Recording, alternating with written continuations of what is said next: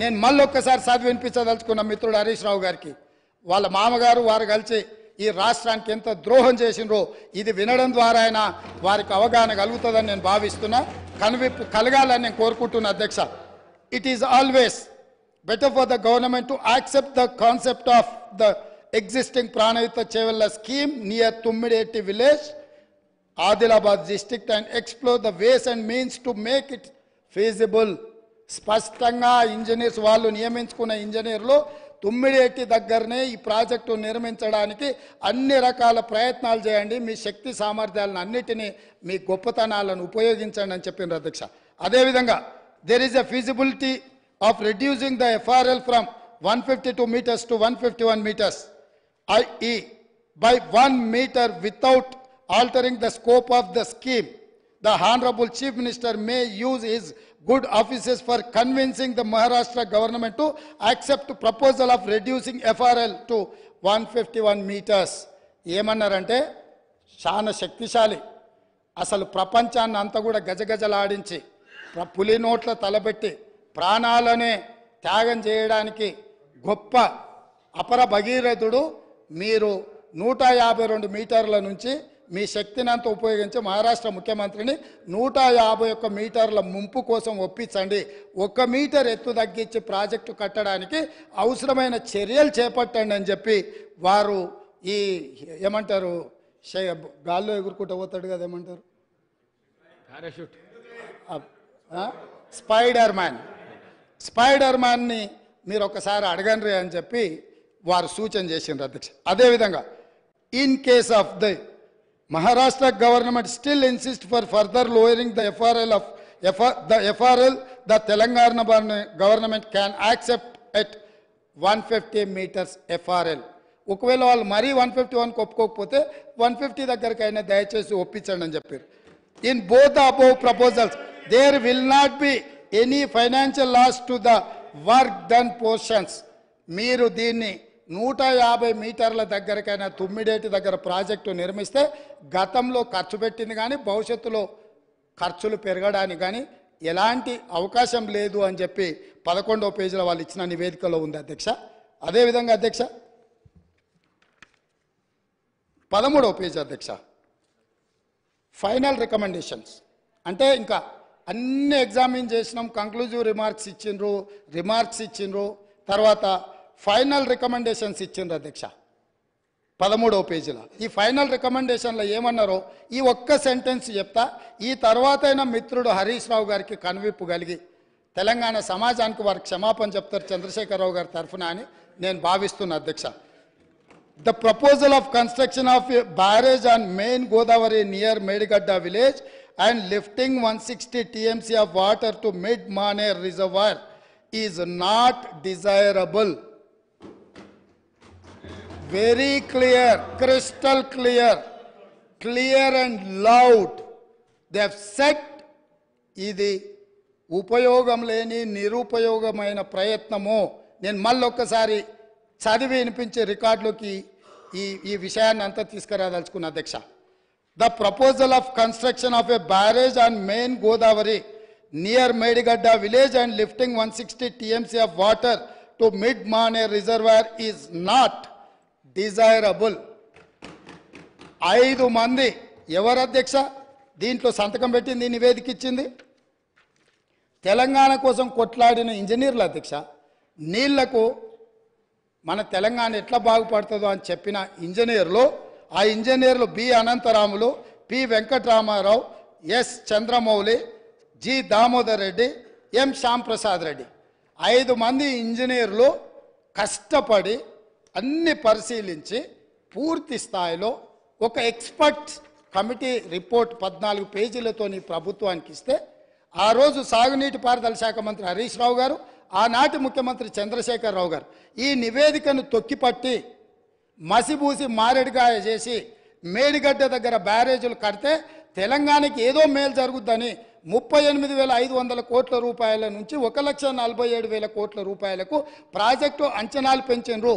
ఒకవేళ పెంచి అంచనాలతో నిర్మించినా అది ఉండి తెలంగాణ బీడులు వారిన భూములకు ఒకవేళ పచ్చని పైర్లు బండిని ఉంటే ఈ లెక్కలు ఈ ఉత్తమ్ కుమార్ రెడ్డి గారు రాత్రి మగళ్ళు కష్టపడి ఈ పవర్ పాయింట్ ప్రజెంటేషన్లు ఇవన్నీ చెప్పాల్సిన అవసరం లేకుండా అధ్యక్ష.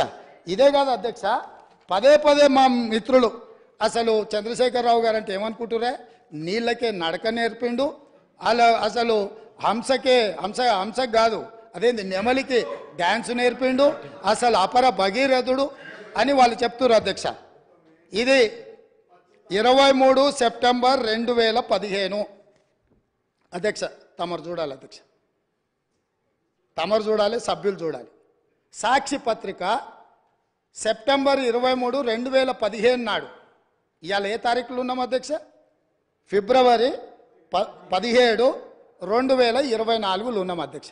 9 ఏళ్ల కింద, దాదాపుగా 9 ఏళ్ల కింద అధ్యక్ష, మేడిగడ్డ మేడి పండేనా మిత్రులందరూ చూడాలి. ఆ రోజు సాక్షి పేపర్లో మీ మిత్రుడే మీ సహచర పంచపక్ష పరమాణాలు మీరు ఏదైతే ప్రగతి భవన్లో పిలిచి భోజనం పెట్టినరో ఆ మిత్రుడి పత్రికల మేడిగడ్డ మేడి పండేనా అని 2015 నాడు ఈ పత్రికలో రాసిన వార్త. దీంట్లో రాసింది నేను కొంచెం చదివి వినిపిస్తా అధ్యక్ష, ఎందుకంటే తెలుగులో ఉంది. కాళేశ్వరం దిగువ నుంచి నీటి మళ్లింపు ఆర్థిక భారం అంటున్న నిపుణులు. ప్రభుత్వ ప్రణాళిక ప్రకారం ఎల్లంపల్లి వరకు వచ్చే ఖర్చులు 14,000 కోట్లు. దీంట్లో అధ్యక్ష నేను నివేదికలు చదువుతున్నా అధ్యక్ష. ప్రస్తుతం ప్రతిపాదిస్తున్నట్టుగా కాళేశ్వరం దిగువన మేడిగడ్డ నుంచి నీటిని మళ్లించే ప్రక్రియ పర్యావరణ పరంగా, ఆర్థికంగా, నిర్వహణ పరంగా ఏమాత్రం మంచిది కాదని ఇన్స్టిట్యూట్ ఆఫ్ ఇంజనీర్స్ తేల్చి చెబుతుండడము ఇప్పుడు కొత్త చర్చకు తెరలేపింది. అదేవిధంగా అధ్యక్ష ఇంకో పదం కూడా చెప్పారు. ప్రభుత్వ దూరదృష్టి, అవగాహన లోపాల కారణంగా ఈ ప్రాజెక్టు అబాసుపాలు కాకుండా ఉండాలంటే ప్రత్యామ్నాయ మార్గాలపై అధ్యయనం చేయాలన్న వాదన వినిపిస్తుంది. ఇది ఈరోజు ఉత్తమ్ కుమార్ రెడ్డి గారు చేసిన ఆరోపణ కాదు అధ్యక్ష. ఈరోజు మునిగిపోయిన మేడిగడ్డ, పగిలిపోయిన అన్నారము, కుప్పగూలిన సుందీళ్లను చూసి మాట్లాడి రాసింది కాదు అధ్యక్ష. ఆ రోజు సాంకేతిక నిపుణులు ఇచ్చిన నివేదిక ఆధారంగా ఆ రోజు మీడియా మిత్రులు తెలంగాణ మేలు కోరి ఈ వాస్తవాలన్నిటిని ఆ రోజే చెప్పిండ్రు అధ్యక్ష. వీటన్నిటిని పెడచెవిన పెట్టి దాచుకోవాలన్న ఆలోచనతోని, తెలంగాణ ఖజానాను కొల్లగొట్టాలన్న ఆలోచనతోటి ఈరోజు ఇంత దుర్మార్గానికి ఒడిగట్టి ఈరోజు ఈ రకంగా ఇక్కడికి వచ్చి మా వెంకన్న మాట్లాడితే వెంకన్న మీద దాడి, మా బట్టి గారు మాట్లాడితే వారి మీద దాడి, మంత్రి గారిని అసలు సహించలేకపోతున్నాడు. ఎందుకు అధ్యక్ష? నేను ఒకటే అడుగుతున్నా అధ్యక్ష, ఈ కాళేశ్వరం ప్రాజెక్ట్ అనేది తెలంగాణకు వరప్రదాయిని కాదు అధ్యక్ష, వీళ్ళ పుణ్యమా అని కాళేశ్వరం ప్రాజెక్టు తెలంగాణ సమాజానికి ఒక కలంకంగా మారింది అధ్యక్ష. ఇవాళ ఈ కలంకాన్ని నిలువెత్తు ఆధారాలు అక్కడ ఉంటే పక్కున పగిలిపోయి, రెండుగా చీలిపోయి, నేలకు కుంగిపోయి, నిటారుగాడపోయి నిలబడితే సిగ్గుతో తెలంగాణ సమాజం తల వంచుకొని పరిస్థితులు కల్పించిన వాళ్ళు ఇంకా నిస్సిగ్గుగా సభలో నిలబడి మమ్మల్ని ప్రశ్నిస్తారా అధ్యక్ష? ఆనాడు జరిగిన తప్పిదాలను సరిదిద్దడానికి ఉమ్మడి రాష్ట్రంలో సమైక్య పాలనలో తీసుకుంటున్న నిర్ణయాలు తెలంగాణ సమాజానికి మేలు చేకూర్చడం లేదు అనే ఎన్నో ఒడిదుడుకులను ఎదుర్కొని 4 కోట్ల తెలంగాణ ప్రజలకు 60 సంవత్సరాల ఆకాంక్షను అమలు చేయడానికి శ్రీమతి సోనియా గాంధీ గారు తెలంగాణ రాష్ట్రం ఇచ్చింది అధ్యక్ష. అట్లా ఇచ్చిన తెలంగాణను వీళ్ళని నమ్మి వీళ్ళ చేతిలో పెడితే 10 సంవత్సరాల దివాలా తీయించి కొల్లగొట్టి ప్రాజెక్టులు పక్కున బలిగిపోతుంటే దాని మీద క్షమాపణ చెప్పకుండా ఇంకా ఎదురుదాడేంది అధ్యక్ష? ఏంది ఇదా అధ్యక్ష పద్ధతి? ఈ నివేదికను కాదంటాడా? ఈ నివేదిక వాళ్ళు అధికారులను వాళ్ళు నియమించలేదంటాడా? లేకపోతే ఈ నివేదిక సంబంధం లేదంటాడా అని నేను అడుగుతున్నా అధ్యక్ష. ఇవాళ మాజీ మంత్రి హరీష్ రావు గారిని నేను నిలదీస్తున్నా. మీరు బాధ్యులు, మీరు ఈ దుర్మార్గాలకు పాల్పడ్డది మీరు. మిమ్మల్ని ఎందుకు 2014 నుంచి 18 వరకు మిమ్మల్ని చంద్రశేఖరరావు గారు మంత్రిగా కొనసాగించి 18లో ఎందుకు మిమ్మల్ని మంత్రిగా బర్తరఫ్ చేసిండని నేను అడుగుతున్నా.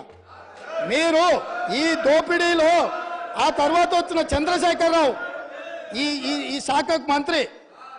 ఈ పాపాలకంతా వాళ్ళిద్దరు కారణం కాదా అధ్యక్ష?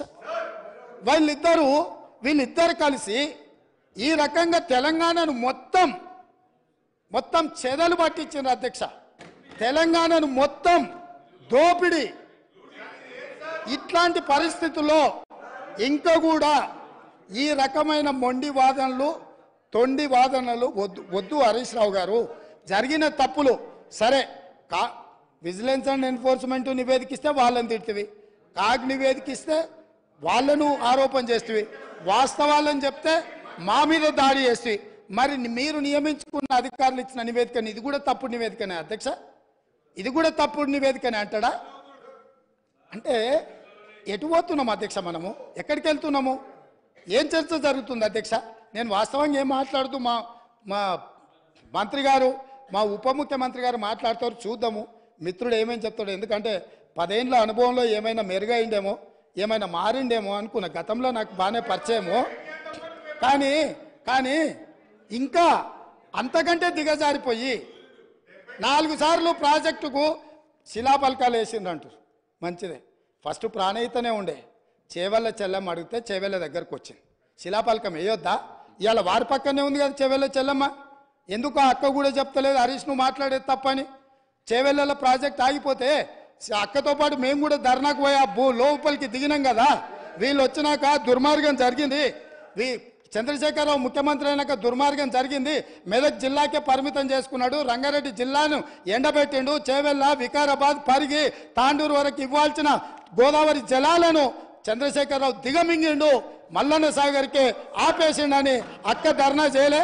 తమరు కూడా వచ్చింది కదా అధ్యక్ష. ఇవాళ ఎదురుగ్గా కూర్చొని పచ్చి అబద్ధాలు మాట్లాడుతుంటే మా అక్క మా జిల్లా కోసం మాట్లాడతలేదంటే నాకు ఆశ్చర్యం అనిపిస్తుంది.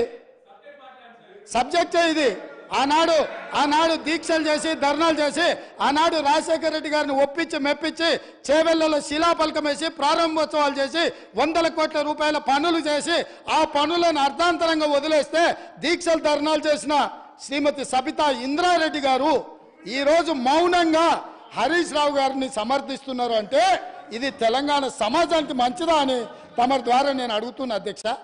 నేను ఆ ప్రాంతం నుంచి వచ్చినాం అధ్యక్ష, వాళ్ళు ఎన్నుకుంటూ వచ్చినాం. మనకు బాధ్యత లేదా అధ్యక్ష? సరిదిద్దాల్సిన బాధ్యత మన మీద లేదా? ఎదురుగా ఉండి 6 అడుగులు నిలబడి ఆయన అబద్ధాలు చెప్తుంటే అక్క ఒక్క మాట కూడా తమ్మి ఇది తప్పు అని అనకపోతే ఎట్లా? అక్క బాధ్యత ఏంది? బాధ్యత ఏంది? తమ్ముళ్ళు తప్పు చేస్తే చెప్పాలి, తమ్ముళ్ళు తప్పు మాట్లాడితే సరిదిద్దాలి. కానీ ఆ పని చేయరు. ఎందుకు అని అంటే రంగారెడ్డి జిల్లా ఎండిపోయినా సరే, మన ప్రాంతం పడావు పడ్డా సరే, ఇది అధ్యక్ష ఆ స్కూల్ ట్రైనింగ్ అట్లాంటిది. నేనేం తప్పు పడతలేను. ఆ బడిలో చేరంగానే సిలబస్ అట్లా తయారవుతుంది. పెద్దలు మా శ్రీహరి గారు కూడా పాపం మంచోడు, విషయం అవగాహన ఉన్నాడు. కానీ ఆ స్కూల్లో చేరంగానే శ్రీహరి గారు కూడా పాపం ఒత్తిడికి లోనయ్యి వాళ్ళు ఏం చెప్తా చెప్పే పరిస్థితి వచ్చింది అధ్యక్ష. అందుకే అధ్యక్ష ఈ చర్చల కంటే కూడా నేను ఒక్కటే మాట అడుగుతున్న మిత్రుడు హరీష్ను, ఆయన ఏం చెప్పదలుచుకున్నా ఏమన్నా చెప్పని జరిగిన తప్పులకు క్షమాపణ చెప్పి ఇప్పుడు ఏదైతే సిట్టింగ్ జడ్జో లేకపోతే రిటైర్డ్ జడ్జో విచారణకు వచ్చినప్పుడు వాళ్ళ దగ్గరికి వెళ్ళి కన్ఫెషన్ స్టేట్మెంట్ ఇచ్చి ఎవరి ఒత్తిడి వల్ల వారి రకంగా ఈ తప్పిదాలకు సంతకాలు పెట్టిండో మంత్రిగా ఉన్నప్పుడు కన్ఫెషన్ స్టేట్మెంట్ ఇచ్చి ఒప్పుకుంటే భవిష్యత్తులో దీన్ని ఎట్లా బాగు చేయాలనో దాని మీద ఆలోచన చేద్దామని తమ ద్వారా వారికి విజ్ఞప్తి చేస్తున్నా అధ్యక్ష.